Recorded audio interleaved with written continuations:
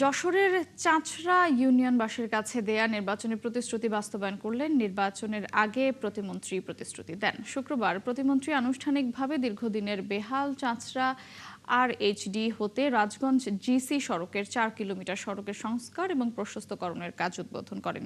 পরে সাংবাদিকদের জানান, প্রধানমন্ত্রী নির্বাচনের আগে দেয়া সব প্রতিশ্রুতি বাস্তবায়নে বদ্ধপরিকর। তিনি এলাকাবাসীকে সড়কের কাজে নিয়োজিত ঠিকাদারকে সহযোগিতা করার পাশাপাশি তার কাছ থেকে মানসম্মতভাবে কাজটি আদায় করে নেওয়ার আহ্বান জানান। LGED যশোর ৩,৭৩,৯৯,২২০ টাকা ব্যয়ে কাজটি বাস্তবায়ন করছে। এ কাজে নিয়োজিত ঠিকাদার প্রতিষ্ঠান মেসার্স সর্দার ইন্টারন্যাশনাল।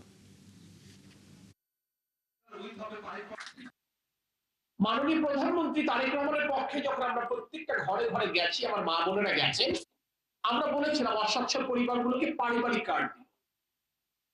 যে চাচড়া ইউনিয়ন আমরা প্রত্যাশিত ভোট পাইনি, সেই চাচড়া ইউনিয়নেই আমরা পাইলট প্রজেক্ট শুরু করেছি।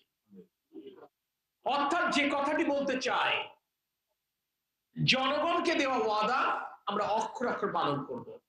আমরা এটুকু মনে করি, কে আবার ভোট দিয়েছে আর কে ভোট দেয়নি সেটাকে বিবেচনায় না নিয়ে জনগণের প্রতিনিধি হিসেবে কাজ করার সুযোগ যখন আল্লাহ পাক দিয়েছেন, সেই সুযোগের সদ্ব্যবহার করে এলাকার মানুষের জন্য কাজ করা উচিত এবং সেটি করবার চেষ্টা করব।